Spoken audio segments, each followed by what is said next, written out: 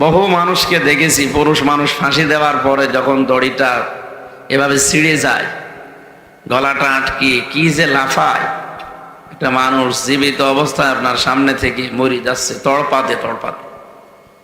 এ দৃশ্য আমি একটা না বহু দেখেছি। 3 বছর তো জেলে ছিলাম, অনেক দিন না, অনেক দিন। মেয়েদেরও ফাঁসি দিলে ঠিক ওই অবস্থায় লাফাবে, তড়পাবে। আমরা চাই না ওনার ফাঁসি হোক। যদি বাঁচতে চাইলে একটা পদ্ধতি আছে, যেখানে আছে ওই দাদা মোদিরে মুসলমান বানিয়ে বিয়ে করে একটা সন্তান পেটে নেওয়া লাগে, তাছাড়া বাঁচার কোনো উপায় নেই। কারণ সন্তান পেটে থাকলে তার ফাঁসি হয় না। খালেদা জিয়াকে এখন যদি আপনি ইনজেকশন দিয়ে মেরেও ফেলেন, কথা বলতে পারবেন? লাইফ সাপোর্টে আছে, ওনার চিকিৎসা চলছে। তারা জানিয়েছে যে লাইফ সাপোর্টে যেগুলো লাগানো আছে শরীরে, যদি খুলে ফেলা যায় সঙ্গে সঙ্গে মরে যাবে।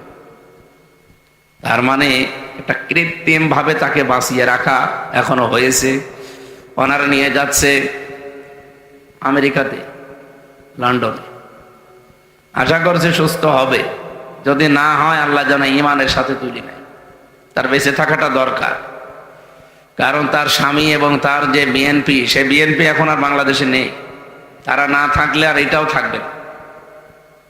তার স্বামীর জীবনী পড়ে দেখেন, জিয়াউর রহমানের রাজনৈতিক জীবনী আমি পড়েছি। তিনি ভারতের আগ্রাসনের বিরুদ্ধে ছিলেন, কথা বোঝেন আমার।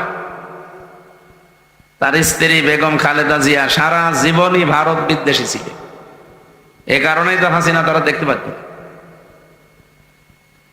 তাদের ভেতরে দ্বন্দ্বটাই শুধু এটা নেই। একজন ভারত প্রীতিতে একেবারে সর্বোচ্চ পর্যায়ে দেখিয়েছে, আর একজন দেখাতেই পারে। এ কারণে এখন তার ফিরে আসা যেহেতু আর হাসিনার সম্ভব না, কারণ তার যে ফাঁসির আদেশ দিয়েছে, তার এখন যদি ফাঁসি থেকে বাঁচতে হয়, বাংলাদেশে একটা পদ্ধতি বাকি আছে। হাসিনা যদি এ দেশে ফিরে এসে বাঁচতে চায়, আসলেই তো ফাঁসি হয়ে যাবে। যদি বেঁচে থাকতে চায়, ওনার একটা পদ্ধতি আছে। কি বলেন তো? না, কিসের ক্ষমা? ক্ষমা ইউনূস ক্ষমা করবে? ডক্টর মোহাম্মদ ইউনূস ক্ষমা করবে তারে? যে জ্বালানো জ্বালিয়েছে এই বুড়ো মানুষটারে, জনগণ তো ক্ষমা করবে না, বলা যায় না। একটা পদ্ধতি কি, এ দেশে এখনো কোনো মহিলার ফাঁসি আজ পর্যন্ত হয়নি, এবং আমরা চাই যে না হোক। কারণ মেয়েদের ফাঁসি দেওয়া খুব কঠিন। ফাঁসি তো আমি এই 3 বছরে বহু ফাঁসি দেখেছি, আমার সামনে সব দিয়েছি। সামনে দিয়ে নিয়ে যেত যে আজকে তার জীবন আর 10 মিনিট পরে শেষ। কি জোরে জোরে তাকবীর দিত যারা মুসলিম। হিন্দুকেও ফাঁসি দেওয়া দেখেছি। হিন্দুরা তো হরে হরে করতো, মুসলমান যাদের ইমান খুব মজবুত, তারা আল্লাহু আকবারের তাকবীর দিতে দিতে আমাদের সামনে দিয়ে যেত।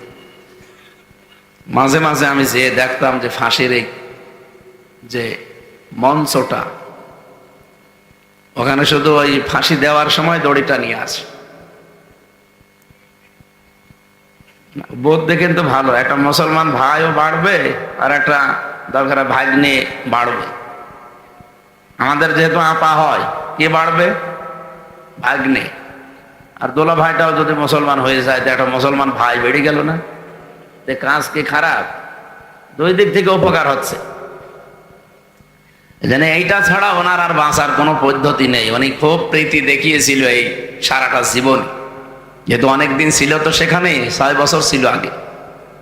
ওই ইনজেকশন গুলো ওখান থেকে পেয়েছে, ওইটা এসে অ্যাপ্লাই করছিল, কিন্তু দেশের মানুষ আর মেনে নিতে পারেনি।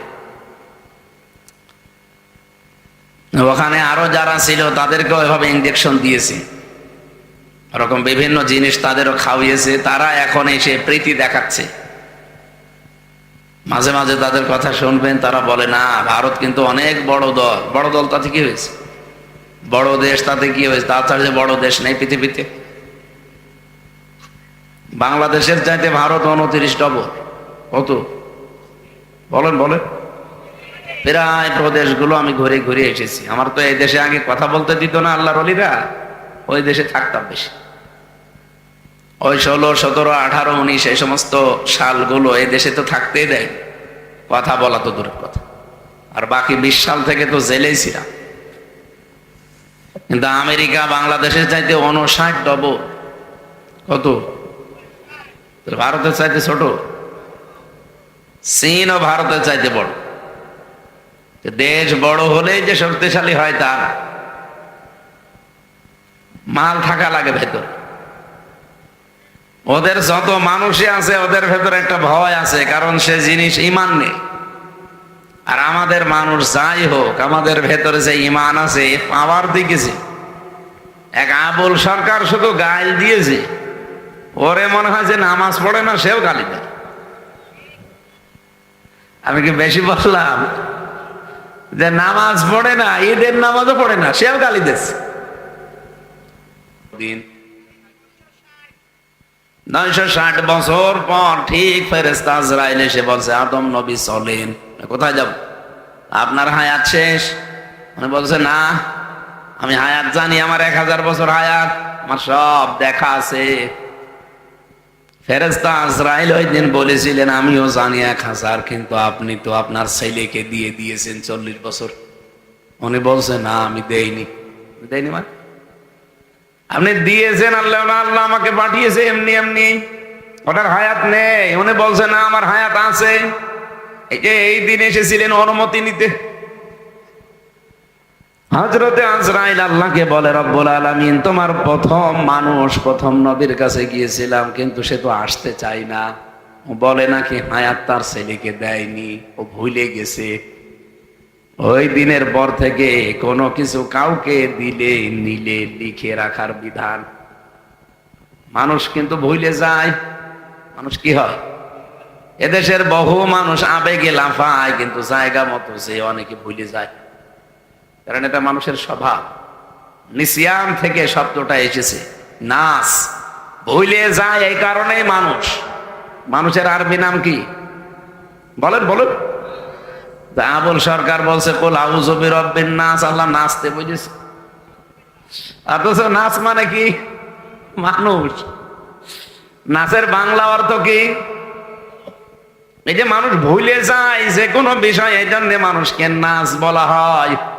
হযরতে আদম নবীকে আল্লাহ পাক ফেরেশতা আজরাইল এসে এই লোকটার কাছে, এই নবীর কাছে অনুমতি নিয়েছিল, কারণ তিনি ভুলে গিয়েছিলেন।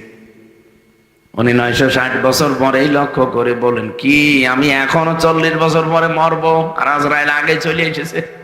না, আপনার তো হায়াতই নেই, আপনি তো দান করে দিয়েছেন। দ্বিতীয় নম্বরে আর একজনের কাছে অনুমতি নেওয়ার জন্য এসেছিল। তাছাড়া পৃথিবীতে কারো কাছে যে অনুমতি নেয়নি। আর এক নবীর কাছে এসেছিল অনুমতি নেওয়ার জন্য না, সরাসরি এসে বলছে, আপনাকে আমি জান কবজ করতে এসেছি, অনুমতি নিতে না। হযরতে মূসা, বুখারী শরীফে পেয়েছি, হযরতে মূসা অনুমতি চাওয়া না, এক থাপ্পড় দিয়ে আজরাইলের ডান চোখ বের করে ফেলেছিলেন। চোখ হাতে নিয়ে বলে, রব্বুল আলামিন, গিয়েছিলাম ভালো জায়গায়, নবী মনে করে, দেখেন আমার চোখ বের করে দিয়েছে। কেন বিয়াদবি করিস? না, আমি যে দান কবজ করতে গেছি, তুমি আমাকে বানিয়েছো ওই দান কবজের জন্য মালাকুল মাউত। না, তুমি কিছু করেছো না, তোমার নবী মূসা তো মারার কথা না। ফেরেশতা আজরাইল বলে, আল্লাহ কিছু করি নাই, শুধু সালাম দিতে মনে ছিল না। আল্লাহ পাক বলেন, এই জন্যই তো বলছি কিছু না কিছু করেছো, সালাম না দিয়ে গেলে কেন? তো আমারও ছাড়ে না মাঝে মাঝে এমন এমন প্রশ্ন করে। মূসা নবী পৃথিবীতে সবচাইতে বেশি প্রশ্ন করেছিলেন আল্লাহকে। এ কোরআন শরীফ।